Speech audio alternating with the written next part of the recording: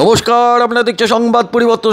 এই মুহূর্তে সবথেকে বড় খবর সংবাদ পরিবর্তন আপনাদের সামনে প্রথম তুলে ধরছে বাংলার হৃদয় মমতার একনিষ্ঠ সৈনিক অর্থাৎ তীর্থপ্রতিম মুখার্জি, ব্যারাকপুর এক পঞ্চায়েত সমিতি সহসভাপতি তীর্থপ্রতিম মুখার্জি যেভাবে আজ গর্জে উঠলেন, যেভাবে মাথা উঁচু করে সরাসরি বিরোধীদের তোপ দাগলেন, বিরোধীদের কুৎসাকে নস্যাৎ করে দিলেন, যেভাবে অপপ্রচার করছে বিরোধীরা তারই প্রতিবাদে গর্জে উঠলেন তীর্থপ্রতিম মুখার্জি, বাংলার হৃদয় মমতার একনিষ্ঠ সৈনিক, ব্যারাকপুর এক পঞ্চায়েত সমিতির সহসভাপতি, জেটিয়া অঞ্চল তৃণমূল কংগ্রেস। কি জানালেন তীর্থপ্রতিম মুখার্জি? সংবাদ পরিবর্তন সরাসরি আপনাদের সামনে তুলে ধরবে, তাই নজর রাখুন সেই দিকে। তীর্থপ্রতিম মুখার্জি দলনেতা, ব্যারাকপুর এক পঞ্চায়েত সমিতির সভাপতি, জেটিয়া অঞ্চল তৃণমূল কংগ্রেস কি জানাচ্ছেন, নজর রাখুন সেই দিকে। সংবাদ পরিবর্তন। যদি কিছু হয় তার দায়ী মমতা বন্দ্যোপাধ্যায়, কি বলবেন দর্শকদের? এগুলো তো একটা ভারত একটা কথার কথা বলে দিচ্ছে, কারণ কি রাসায়নিক কে আনবে? অর্জুন সিং তো তৃণমূলেরই সম্পদ ছিল। অর্জুন সিং, শুভেন্দু অধিকারী এরা তো মমতা ব্যানার্জির আশীর্বাদেই আজকে অর্জুন সিং হয়েছে, শুভেন্দু অধিকারী হয়েছে। তো মমতা বন্দ্যোপাধ্যায় নিশ্চয়ই এরকম কোনো চিন্তাভাবনা করবেন না, তৃণমূল কংগ্রেস দলও নিশ্চয়ই এরকম কোনো চিন্তাভাবনা। আর এটা তো অবাস্তব চিন্তাধারা। রাশিয়া থেকে রাসায়নিক আনছে অর্জুন সিংকে বা শুভেন্দু অধিকারী বানাতে, কে এরা? কে? শুভেন্দু অধিকারী একটা সময় একটুখানি দলকে বিব্রত করতে পেরেছিলেন, আমার যতদূর আমি মনে করি যে হালকা বিব্রত উনি করেছিলেন, কিন্তু আজকের দিনে কিন্তু সাধারণ মানুষ বুঝে গেছে শুভেন্দু অধিকারী নিজের স্বার্থের জন্য এই কাজগুলো করছে। আজকে তৃণমূল কংগ্রেসকে ভাঙিয়ে অর্জুন সিং, শুভেন্দু অধিকারী এরা কিন্তু বহু কিছুর মালিক হয়েছেন, অনেক কিছু করে নিয়েছে। মমতা বন্দ্যোপাধ্যায়কে মাথার উপর রেখে, মমতা বন্দ্যোপাধ্যায়ের ছবিকে সামনে রেখে এরা কিন্তু অনেক কিছু করে নিয়েছে।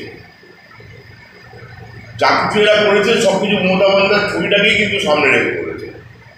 আজকে অন্য দলে গিয়েছেন, মনে করছেন ওখানে বোধহয় বড় কিছু আছে, সেই বড় কিছু খুঁজতে গিয়ে যে জায়গাটা তৈরি হচ্ছে আস্তে আস্তে সেটা বুঝতে পারছে। দেখা গেল উপনির্বাচনের আগে যেভাবে তৃণমূল কংগ্রেস কর্মীদেরকে খুন হতে হচ্ছে এবং কাউন্সিলরদেরকে একটা মারার চক্রান্ত করা হচ্ছে, তাহলে সাধারণ মানুষ তাহলে কোথায় যাবে, কি মনে করছেন? সাধারণ মানুষের সাথে তো কিছু হচ্ছে না। সাধারণ মানুষ বাংলাতে খুব ভালোই আছে। এরা যে বিভেদের রাজনীতি করছে বিজেপির যে রাজনীতির যে স্টান্ট যেটা আর কি আজকের দিনে, সেটা যেখানেই বিরোধী রাজ্য বিরোধীরা আছে সেখানেই বিরোধীদেরকে কী করে খতম করে দেওয়া হবে, এইটা চক্রান্ত তো আজকে এখান থেকে খালি দেখা যাচ্ছে না, বিভিন্ন জায়গায় যেখানেই বিরোধী আছে সেখানেই দেখুন, বিরোধী প্রধান যেখানে আছে সেখানেই তারা এই ধরনের ঘটনাগুলো ঘটাচ্ছে। নিজেদের মধ্যে কী করে অসন্তোষ তৈরি করে দেওয়া যায় বাইরের থেকে। আজকে দেখুন এই সুশান্ত ঘোষকে কাউন্সিলরকে অ্যাটাক করবার জন্য যারা এসেছিল তারাও কিন্তু বাইরে, কেউ বিহারের, কেউ উত্তরপ্রদেশ, বিভিন্ন রাজ্য থেকে, স্টেট থেকে এখানে লোকরা আছে। এটা খুব তীব্র প্রতিবাদ তৃণমূল কংগ্রেস করছেন। ববি আগে তো করেছেন, বড় প্রতিবাদ করেছেন যে না এগুলো ঠিক হচ্ছে না। তারা বিহার রূপের রাজনীতি ঢুকানোর চেষ্টা করছে, এটা হবে না, কোনোদিনই সম্ভব হবে না।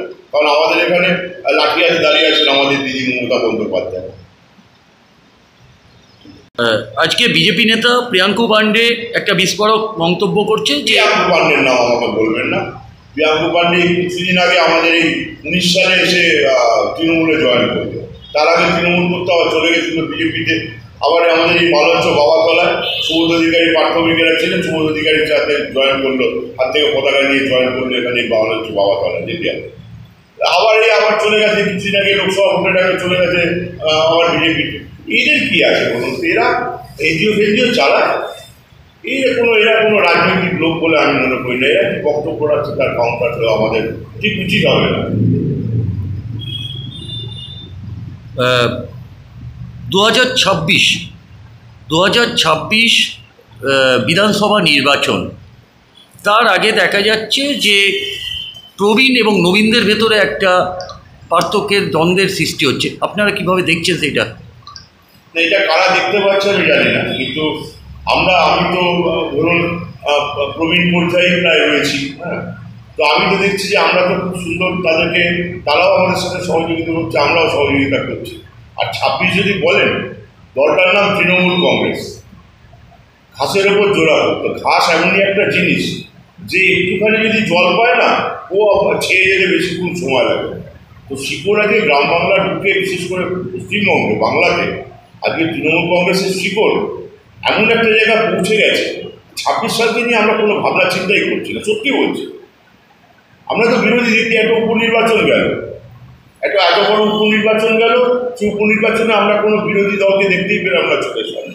আমাদের এখানে নৈহাটি বিধানসভা উপনির্বাচন ছিল, যেহেতু পার্থ ভৌমিক আমাদের উনি সাংসদ হয়েছেন, তেমনি এই জায়গাটা ফাঁকা হয়েছিল। সেই বিধানসভা কনস্টিটিউশনের সনদে অনেক ভোটে জিতবেন।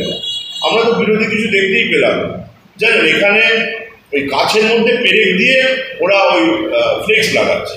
তো আমি গেলাম, আমি গিয়ে বললাম যে আমরা জেনারেলি আমাদের এই গ্রামে আমরা ইউজ করতে দিই না, মানে গাছের মধ্যে গাছকে কোনো রকমভাবে আঘাত করতে দিই না। তো গাছের মধ্যে পেরেক পুঁচছে, তো আমি জিজ্ঞেস করলাম, ভাই গাছের মধ্যে পেরেক পুঁচছে তোমাদের কে কে আছে তোমাদের সাথে? আমি একটুখানি পড়া ভাষাতেই বললাম, কিন্তু তোমার কে নির্দেশ দিয়েছে, তোমরা দলের কোথা থেকে চিনতে পারছি না তোমরা। তখন আমাকে বলছে তারা যে দাদা আমরা কোনো দল ফল করি না, আমাদের চুক্তি, আমরা একটা কোম্পানির থেকে এসেছি। তো কোম্পানিকে দিয়ে যারা ফ্লেক্স লাগাচ্ছে, কোম্পানির থেকে লোক নিয়ে যারা প্রচার করছে, তাদের মধ্যে আমি ঠিক বিরোধী বলার সংগঠন নেই। বিরোধিতা কোথায় গেল? আমরা তো চাই বিরোধিতা হোক, বিরোধিতা হলে পরে স্বচ্ছ রাজনীতিটা হয়। হুমায়ুন কবির বলেছে যে অভিষেক বন্দ্যোপাধ্যায়কে উপমুখ্যমন্ত্রী দেখতে চায়, এবং হুমায়ুন কবির অনেকবার অনেক কিছু বলেছেন। হুমায়ুন কবির বলার জন্য উনি শাস্তিও পেয়েছেন অনেকবার। হ্যাঁ, তো অধীরের সাথে রাজনীতিটা করতেন হুমায়ুন কবির। তো ঘটনা যেটা হচ্ছে যে হ্যাঁ, একটা তো নেতৃত্বের প্রয়োজন আছে। তা অভিষেক বন্দ্যোপাধ্যায় সত্যিই খুব সুযোগ্য নেতৃত্ব দিচ্ছেন উনি, আমরা যেটা দেখতে পাচ্ছি। ধরুন আমরা পার্টির অভ্যন্তরের লেভেলে যেটা আমরা সবাইকে বলতে পারবো না, তো কিছু কিছু জায়গা আমাদের মধ্যে সাংগঠনিক জায়গা, যেটা অভিষেক বন্দ্যোপাধ্যায় যে নীতিগুলো প্রণয়ন করছেন বা যেগুলো করছেন, এতে কিন্তু দল আরও সমৃদ্ধশালী হচ্ছে। তো অভিষেক বন্দ্যোপাধ্যায় তো মমতা বন্দ্যোপাধ্যায়কে বাদ দিয়ে নয়, আর অভিষেক বন্দ্যোপাধ্যায় আমাদের এই গোটা তৃণমূল কংগ্রেসকে বাদ দিয়ে উনি কেউ নন। আজকে দিদির আশীর্বাদ আছে, দিদি যার মাথায় হাত রাখবেন তিনি কিন্তু অনেক বড় জায়গায় থাকবেন। কিন্তু তাকে সেই জায়গাটা, আমি জায়গা পেলেই হলো না, আমাকে সেই জায়গাটাকে তো জানতে হবে কী করে আমি জায়গাটাকে ইউজ করবো না মিসইউজ করবো। অনেককে তো জায়গা দিয়েছে, শুভেন্দুকে তো এত বড় জায়গা দিয়েছিল, সেই জায়গাটা কী করলো? আজ অধিকারী পরিবারে দেখবেন 3খানা সাংসদ ছিল, এমএলএ ছিল, চেয়ারম্যান ছিল, সমস্ত কিছু ছিল, বাড়ির মেয়ে বউরা অবধি ওখানে বড় বড় পোস্ট পেয়ে গেছে। কি করলো তারা আজকের দিনে? কি বলবেন এখানে? আমাদের এখানে নৈহাটিতে অনেক ভোটে দিচ্ছে, সবাই একদম 100%, অনেক ভোটে দিচ্ছে। তা প্রায় ধরুন 40,000 প্লাস, 35-40,000 প্লাস ভোটে জিতবে। যে ছিল সেই ট্রেন যদি সম্পূর্ণ ঠিক হয়, আমি তো বাড়ি অনেক কিছু বলতে পারি না, আমি বলছি যেটা হবেই এরকমটা বলছি আর কি, তারপরে প্লাস আরও বেশি হতে পারে। আপনার নাম? আমার নাম তীর্থ প্রতীক মুখার্জি, আমি ব্যারাকপুর এক পঞ্চায়েত সমিতিতে আছি। অনেক ধন্যবাদ।